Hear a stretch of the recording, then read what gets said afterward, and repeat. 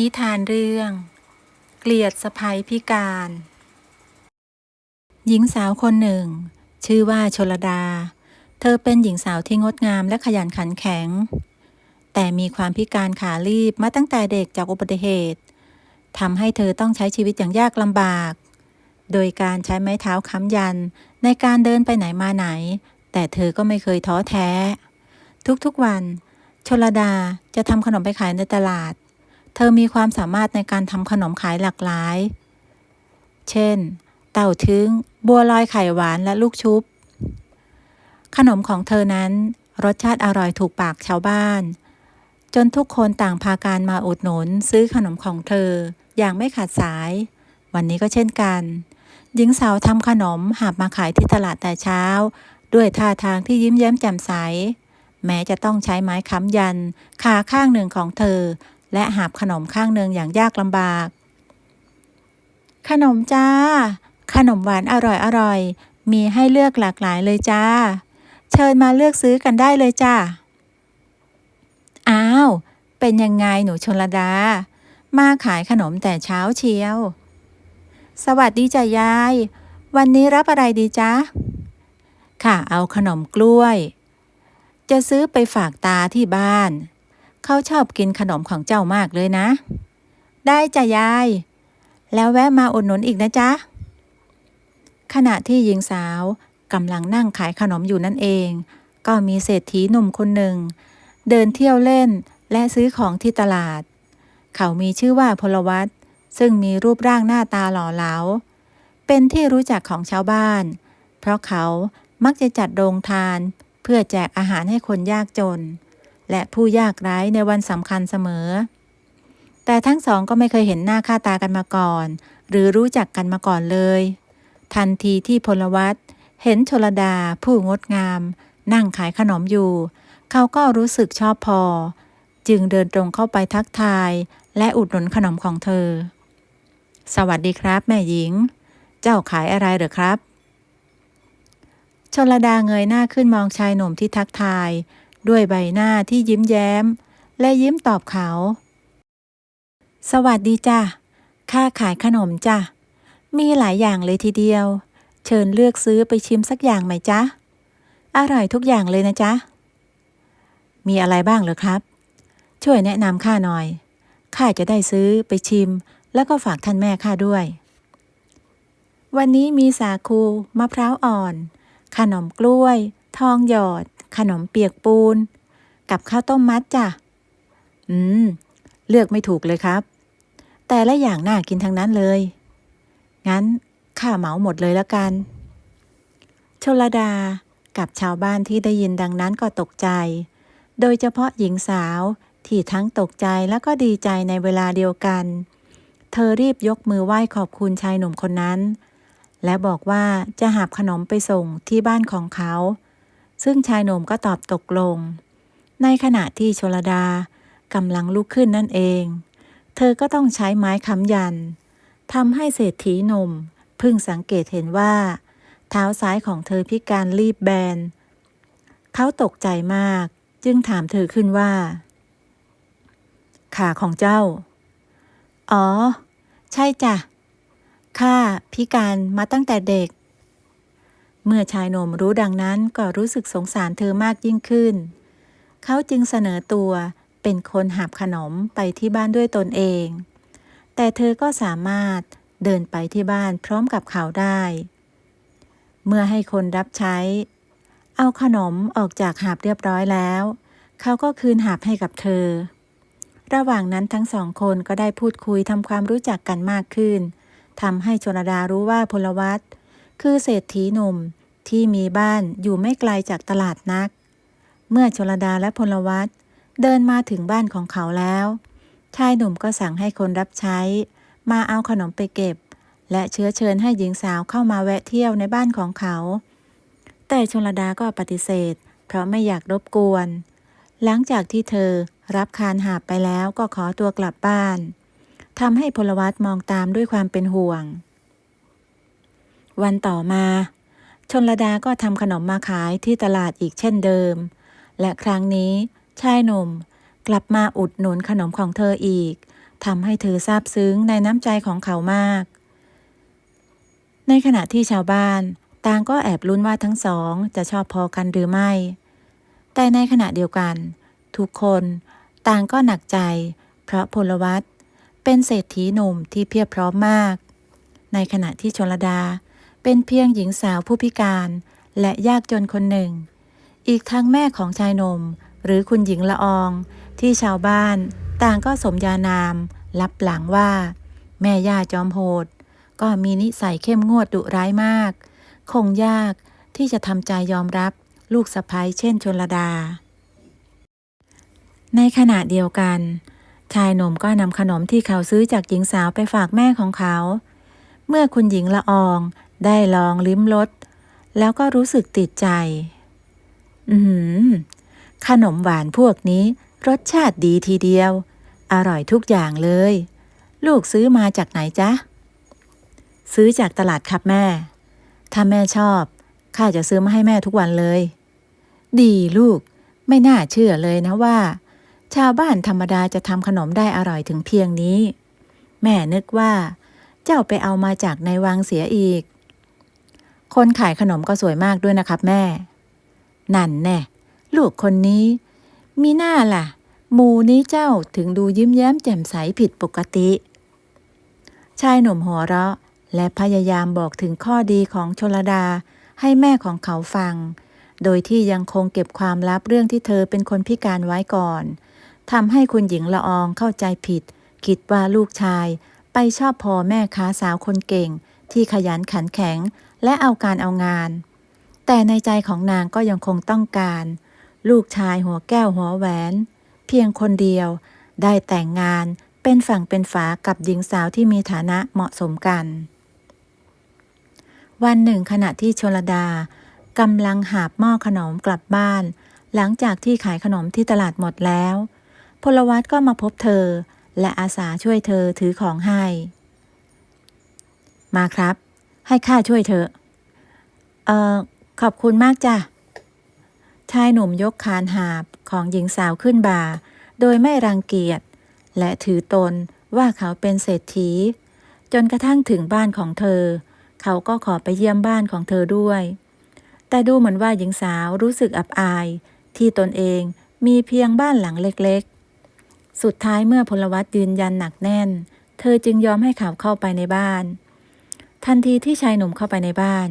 เขาก็พบว่าทุกซอกทุกมุมสะอาดสะอ้านและเป็นระเบียบเรียบร้อยมากแสดงถึงความเอาใจใส่ความเป็นแม่ศรีเรือนและรักษาความสะอาดได้ดีเยี่ยมจนชายหนุ่มต้องถึงกับเอ่ยปากชมว้าวแม่หญิงชลดายอดเยี่ยมสมกับเป็นแม่บ้านแม่เรือนจริงๆใครได้เจ้าไปเป็นภรรยาคงโชคดีมากเลยนะขอบคุณจ้าท่านเอ่ยชมข้ามากเกินไปแล้วข้าเป็นเพียงหญิงพิการผู้ต่ำต้อยคนหนึ่งเท่านั้นจ้ะอย่าพูดเช่นนั้นเลยแม่หญิงทุกคนล้วนมีค่าในตัวเองทั้งนั้นอย่าด้อยค่าตัวเองเลยครับจงยินดีที่มีโอกาสได้เกิดมาเป็นมนุษย์ขอบคุณจ้ะที่เข้าใจนับจากวันนั้นเป็นต้นมาพลวัตก็ได้ไปมาหาสู่ที่บ้านของชลดาเสมอทั้งยังสั่งให้ข้ารับใช้ของเขามาปลูกบ้านหลังใหม่ให้เธอแม้ในตอนแรกชลดาจะปฏิเสธแต่เมื่อเห็นถึงความตั้งใจและเจตนาอันดีของชายหนุ่มเธอจึงไม่อาจปฏิเสธน้ำใจของเขาได้อีกและเธอก็มีชีวิตความเป็นอยู่ที่ดีขึ้นเพราะเขาไม่เพียงเท่านั้นพลวัตยังเป็นทุกสิ่งทุกอย่างให้แก่ชลดาทั้งคนที่คอยอยู่เคียงข้างเสมอคนที่คอยช่วยเหลือเธอและไม่เคยรังเกียจความพิการของเธอวันเวลาผ่านไปความรักระหว่างชลดาและพลวัตก็ก่อตัวขึ้นเงียบๆจนถึงเวลาที่ชายหนุ่มจะออกปากขอเธอแต่งงานชลดาตกใจมากที่เขาดึงมือของเธอไปสวมแหวนแต่งงานในขณะที่เธอกำลังนั่งขายขนมอยู่ที่ตลาดจนชาวบ้านที่ยืนมุงดูและลุ้นกันอยู่ต่างชัยโยโห่ร้องด้วยความดีใจแต่งงานกับข้านะชลดาท่านในที่สุดหญิงสาวก็ตอบตกลงแม้ที่ผ่านมาเธอจะพยายามพูดกับตัวเองว่าเธอไม่เหมาะสมกับเขา แต่แล้วชนดาก็ปฏิเสธหัวใจของตัวเองไม่ได้เช่นกันสิ่งที่เธอยอมรับก็คือพลวัตเป็นคนที่ดีมากและรักเธอด้วยใจจริงแต่ทางด้านของคุณหญิงละอองที่รู้ว่าลูกชายของนางขอแม่ค้าขายขนมแต่งงานก็บอกให้ลูกชายลองคิดอีกครั้งเพราะฝ่ายหญิงไม่มีอะไรที่เหมาะสมสักอย่างอีกทั้งนางกำลังจะทาบทามลูกสาวของเพื่อนมาให้พลวัตแต่เขากลับปฏิเสธอย่างหนักแน่นและยืนยันว่าจะแต่งงานกับชลดาเท่านั้นนางจึงจำใจต้องยอมตามใจลูกชายวันแต่งงานชลดาก็สวมชุดไทยสีทองรอเจ้าบ่าวของเธอด้วยสีหน้าที่ยิ้มแย้มเปี่ยมสุขโดยไม่รู้เลยว่าคุณหญิงละอองไม่เคยรู้ว่าเธอเป็นคนพิการเธอจึงคิดว่าที่แม่สามีรักและเมตตาแต่สิ่งที่ชลดาคิดกลับกลายเป็นตรงกันข้ามเมื่อคุณหญิงละอองเห็นชลดาใช้ไม้ค้ำยันพยุงตัวเองมาร่วมพิธีเธอก็ตกใจและโกรธมากนางต่อว่าลูกสะใภ้เสียงดังอย่างเสียหายต่อหน้าแขกเรือและชาวบ้านมากมายที่มาร่วมงานตายแล้วนี่เจ้าน่ะหรือชลดาว่าที่ลูกสะใภ้ของฉันเจ้าริอ่านมาปิดบังฉันว่าเจ้าพิการหรือนี่พลวัตเห็นท่าไม่ดีจึงรีบเข้ามาห้ามท่านแม่ครับใจเย็นๆก่อนครับเธอไม่เคยปิดบังท่านแม่เลยแต่เป็นข้าต่างหากที่ปิดบังเพราะท่านแม่อาจไม่ยอมรับเธอล้มเลิกพิธีเดี๋ยวนี้แม่ไม่ยอมรับนางเป็นลูกสะใภ้อย่างเด็ดขาดท่ามกลางความชุลมุนวุ่นวายชลดาตกใจและเสียใจมากจนทำท่าจะร้องไห้พลวัตจึงรีบปลอบใจเธอและพยายามควบคุมสถานการณ์ไว้ให้ดีที่สุดพร้อมทั้งยืนกรานว่าจะแต่งงานกับเธอให้ได้ส่วนแขกเรือและชาวบ้านทั้งหลายต่างก็ขอร้องให้คุณหญิงละอองยอมรับชลดาเป็นลูกสะใภ้พร้อมกับยืนยันว่าเธอเป็นหญิงสาวที่มีคุณสมบัติไม่ด้อยไปกว่าใครแค่มีร่างกายพิการเท่านั้นเหตุการณ์โกลาหลอยู่นานจนในที่สุดพิธีก็สามารถดำเนินต่อไปได้โดยที่คุณหญิงละอองหน้าบอกบุญไม่รับตลอดงานหลังจากนั้นมาชลดาก็ได้เข้าไปอยู่ร่วมบ้านกับพลวัตและคุณหญิงละอองในฐานะสะใภ้เศรษฐีโดยที่เธอก็พยายามปรับตัวและเอาอกเอาใจแม่สามีทุกอย่างเธอต้องเลิกทำงานขายขนมในตลาดเพื่อมาทำหน้าที่แม่เสียเรือนที่เพียบพร้อมทำกับข้าวกับปลาและขนมอร่อยๆมาให้แต่จนแล้วจนรอดคุณหญิงละอองก็ไม่ยอมใจอ่อนยอมรับเธอในฐานะลูกสะใภ้นางไม่ยอมมองหน้าชลดาไม่พูดคุยไม่อยู่ใกล้ซ้ำยังด่าทอและดูถูกเธอสารพัดจนพลวัตต้องแก้ปัญหาด้วยการย้ายออกไปอยู่กับเธอที่เรือนเล็กซึ่งปลูกอยู่ข้างๆภายในบริเวณเดียวกันแต่ปัญหาทุกอย่างก็ยังคงไม่จบลงง่ายๆชลดาทุกข์ใจและกลุ้มใจมากแต่เธอก็ต้องอดทนเพื่อสามีวันหนึ่งในขณะที่ทุกคนกำลังมารับประทานอาหารเช้าด้วยกันที่เรือนหลังใหญ่ของคุณหญิงละอองชลดาก็ให้ทาสบริวารช่วยยกอาหารที่เธอเป็นคนแสดงฝีมือปรุงเองอย่างสุดฝีมือเพื่อเอาใจแม่สามีบนเรือนหลังใหญ่ซึ่งคุณหญิงละอองก็แสดงท่าทีไม่พอใจและอึดอัดแต่จำใจต้องชิมอาหารเพราะลูกชายขอร้องทันทีที่นางตักอาหารขึ้นมาชิมได้คำเดียวนางก็โยนช้อนทิ้งลงในชามและโวยวายที่ชลดาทำอาหารไม่อร่อยนี่นะเหรอฝีมือของคนที่ชาวบ้านต่างพากันยกยอว่าทำอาหารอร่อยกินได้ที่ไหนกันฝีมือแย่แบบนี้หมายังไม่กินเลยท่านแม่ครับอย่าพูดแบบนั้นข้าชิมแล้วก็อร่อยมากเลยนะครับลองชิมอย่างอื่นดูก่อนสิครับเธอทำแกงมัสมั่นไก่ที่ท่านแม่ชอบมาให้ด้วยไม่ข้าไม่กินข้าขอโทษจ้ะท่านแม่ไม่ทันขาดคำคุณหญิงละอองก็เดินหนีกลับเข้าไปในห้องทิ้งให้พลวัตและชลดามองตามอย่างเศร้าส้อยเศรษฐีหนุ่มจึงให้คนรับใช้ตักแบ่งข้าวออกมาเพื่อเอาไปกินที่เรือนของทั้งสองฝ่ายแม่ย่าจอมโหด ที่เห็นลูกชายและลูกสะใภ้เดินออกไปแล้วก็กลับมากินอาหารทำให้เหล่าคนรับใช้ข้าทาสบริวารทั้งหลายแปลกใจอร่อยดีนี่ฝ่ายชลดาก็หารือกับสามีว่าตนเองจะทำอย่างไรดีกับปัญหานี้พลวัตก็ได้แต่ปลอบใจภรรยาและให้กำลังใจว่าสักวันแม่ของเขาคงจะเห็นแก่ความดีของเธอแต่หญิงสาวกลับไม่คิดเช่นนั้นเพราะที่ผ่านมาหลายวันแล้วตั้งแต่เธอย้ายเข้ามาอยู่ที่นี่คุณหญิงละอองก็ไม่เคยที่จะมองหน้าหรือพูดคุยกับเธอแต่โดยดีแม้แต่ครั้งเดียวเธอกลัวปัญหาจะลุกลามใหญ่โตจนถึงขั้นต้องแยกทางกับสามีอย่าพูดอย่างนั้นชลดาข้ารักเจ้าเสมอไม่ว่าท่านแม่จะว่ายังไงข้าก็จะไม่มีวันทอดทิ้งเจ้าท่านพี่จ๊ะแต่ท่านแม่เกลียดข้ามากที่ข้าพิการวันหนึ่งท่านก็คงบังคับให้ท่านพี่แต่งงานใหม่แน่ๆไม่ชลดาข้ามีเจ้าเป็นเมียเพียงเท่านั้นเชื่อข้าสิท่านแม่ไม่มีวันเกลียดคนดีๆอย่างเจ้าได้หรอกในทุกๆวันชลดายังคงไม่เคยหยุดที่จะทำความดีและดูแลปรนนิบัติแม่สามีเธอติดตามพลวัตไปตั้งโรงทานบริจาคอาหารทำบุญใส่บาตรทุกวัน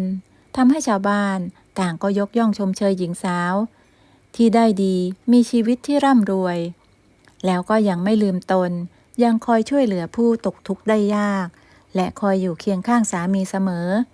น่ายินดีแทนคุณหญิงละอองที่ได้ลูกสะใภ้ดีๆที่แสนน่ารักอย่างเธอแต่แม่ย่าใจร้ายอย่างคุณหญิงละอองกลับปฏิเสธคนที่พูดเช่นนี้นางตั้งป้อมเกลียดลูกสะใภ้และเอาแต่พูดว่าอายชาวบ้านมากที่มีลูกสะใภ้พิการและยากจนอย่างชลดาซ้ำยังไม่มีความเป็นแม่สีเรือนแม้แต่น้อยแต่ทุกคนได้ยินคุณหญิงละอองพูดเช่นนี้กลับไม่เชื่อเพราะทุกคนเห็นว่าชลดานั้นเคยเป็นแม่ค้าขนมหวานที่มีฝีมือมากเป็นไปไม่ได้ที่จะทำอาหารไม่อร่อยวันหนึ่งคุณหญิงละอองก็บอกกับลูกชายว่าคุณหญิงพจมานเพื่อนของนางจะมาจัดงานกินเลี้ยงที่บ้านและเชิญให้พลวัตกับชลดาไปด้วยชายหนุ่มจึงดีใจมากที่จะให้ชลดาได้มีโอกาสเปิดตัวในสังคมเศรษฐีเขาจึงรีบนำข่าวดีไปบอกกับภรรยาเมื่อถึงวันงานหญิงสาวก็แต่งตัวอย่างหรูหรางดงามขึ้นรถม้าติดตามสามีและแม่สามีไปด้วยแม้เธอจะต้องใช้ไม้ค้ำยันเมื่อมาถึงบ้านคุณหญิงพจมานเจ้าบ้านก็ออกมาต้อนรับแขกทุกคนรวมถึงครอบครัวของคุณหญิงละอองแต่ทุกคนก็ต้องแปลกใจที่เห็นสะใภ้ของครอบครัวเพื่อนเป็นหญิงสาวพิการขาลีบคุณหญิงละอองจึงแกล้งแนะนำชลดาต่อหน้าแขกทุกคนอย่างเสียหายสวัสดีจ้าพจมานไม่เจอกันตั้งนานเลยนะไม่แปลกใจหรอกนะ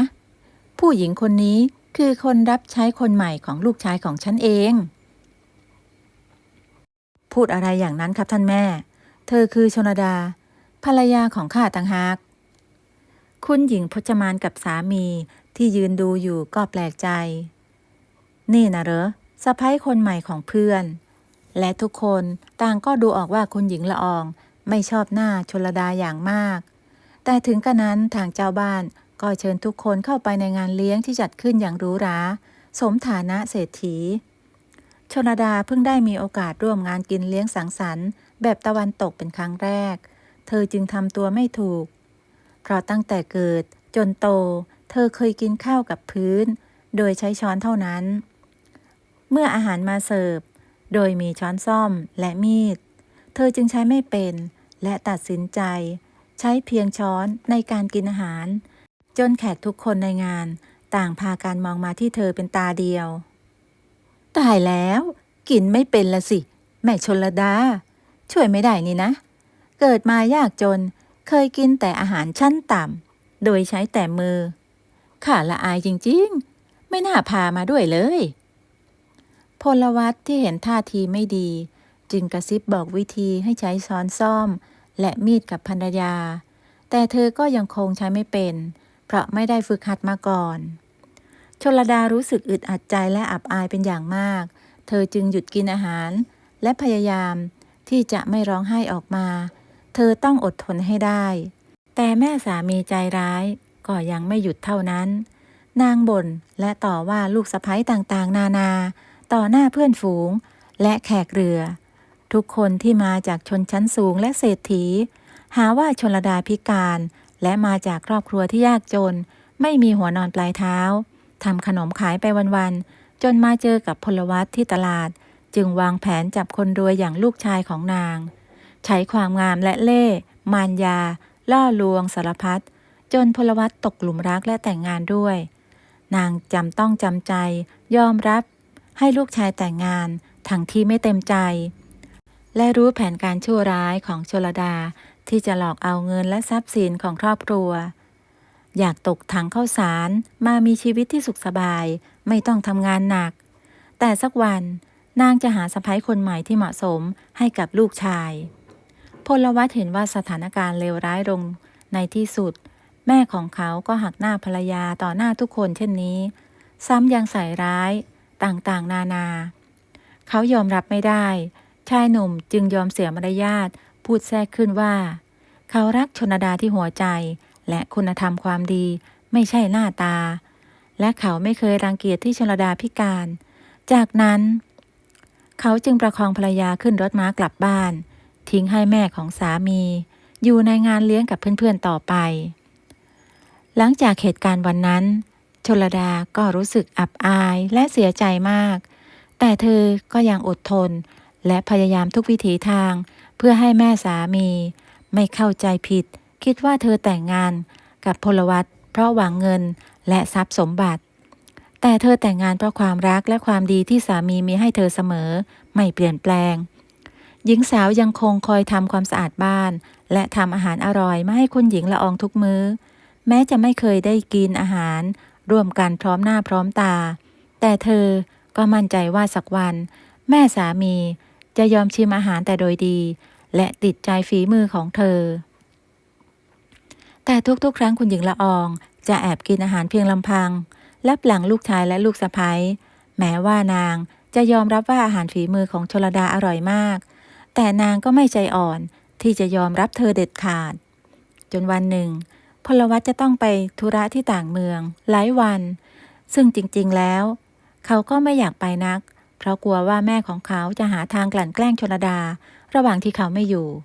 ชายหนุ่มจึงสั่งภรรยาว่าอย่าอยู่ตามลำพังกับแม่ของเขาอย่างเด็ดขาดและอย่าออกไปไหนตามลำพังเพียงคนเดียวโดยไม่มีคนรับใช้ติดตามไปซึ่งชลดาก็รับปากจากนั้นเขาก็ขึ้นรถม้าออกไปชลดากลับไปที่เรือนของตนเองเพื่อทำงานบ้านจนกระทั่งถึงช่วงบ่ายเธอก็พักอาบน้ำอาบท่าโดยวางไม้ค้ำยันไว้หน้าห้องก่อนที่จะเข้าไปอาบน้ำฝ่ายคุณหญิงละอองที่แอบดูก็คิดจะกลั่นแกล้งลูกสะใภ้ด้วยการเอาไม้ค้ำยันไปซ่อนแต่ในระหว่างที่นางกำลังเดินลงบันไดเงียบๆนางก็พลัดตกบันไดจนขาหักและร้องเสียงดังด้วยความเจ็บปวดโอ๊ยช่วยด้วยขาข้าชลดาได้ยินเสียงร้องขอความช่วยเหลือของแม่สามีก็ตกใจรีบนุ่งผ้าออกมาดูแต่ไม้ค้ำยันของเธอไม่อยู่นอกห้องน้ำเธอจึงพยายามคลานลงมาจากเรือนอย่างยากลำบากเพื่อรีบลงมาช่วยคุณหญิงละอองที่กำลังร้องไห้ด้วยความเจ็บปวดเมื่อลงมาถึงพื้นได้แล้วชลดาก็ตะโกนขอความช่วยเหลือจากเหล่าข้าทาสบริวารและให้คนรีบไปตามหมอมาดูอาการเมื่อหมอมาถึงก็ตรวจอาการบาดเจ็บของคุณหญิงละอองและบอกว่านางพลัดตกบันไดจนขาหักต้องเข้าเฝือกและเดินไม่ได้อีกเป็นเดือนเพราะนางแก่ชราแล้วกระดูกจะประสานกันยากทำให้คุณหญิงละอองที่รู้ตัวว่าต้องนอนนิ่งๆอยู่แต่บนที่นอนเป็นเดือนต้องร้องไห้ออกมานางอยากจะกลั่นแกล้งชลดาแต่กลับต้องมาเจ็บตัวเสียเองนับตั้งแต่วันนั้นเป็นต้นมาชลดาก็รับหน้าที่คอยดูแลแม่สามีไม่ห่างระหว่างที่พลวัตไม่อยู่ทั้งคอยเช็ดตัวป้อนข้าวป้อนยาบีบนวดสารพัด ด้วยความเหน็ดเหนื่อย แต่เธอก็ไม่เคยปริปากบ่นแม้แต่น้อย และดูแลแม่สามีอย่างดีด้วยความเต็มใจ แม้ในช่วงแรกๆคุณหญิงละอองจะปฏิเสธความช่วยเหลือและตะโกนไล่ชลดาแต่สุดท้ายนางก็ต้องพึ่งพาเธออยู่ดี วันเวลาผ่านไปคุณหญิงละอองก็เริ่มเห็นถึงความใส่ใจและความพยายาม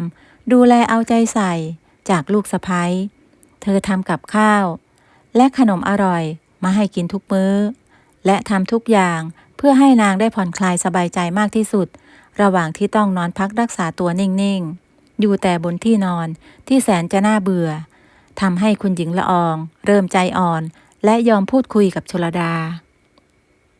ทำไมเจ้าถึงคอยดูแลข้าคนรับใช้ข้าก็มีต้องมากมายก็เพราะท่านเป็นแม่ของสามีข้าไงล่ะข้าก็รักท่านดุจแม่แท้ๆของข้าหน้าที่ของลูกสะใภ้ที่ดีก็คือการทำให้แม่สามีมีความสุขจ้ะแต่ข้าเกลียดเจ้าไม่เป็นไรจ้ะข้ารักท่านแม่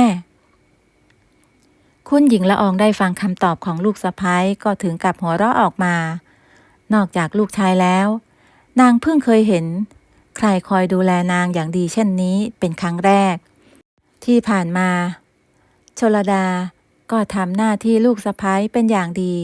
ไม่เคยขาดตกบกพร่องแม้เธอจะพิการขาลีบทำให้คุณหญิงละอองเริ่มเห็นแก่ความดีและความพยายามของเธอนับจากวันนั้นแม่ย่าใจร้ายก็มีท่าทีเปลี่ยนไป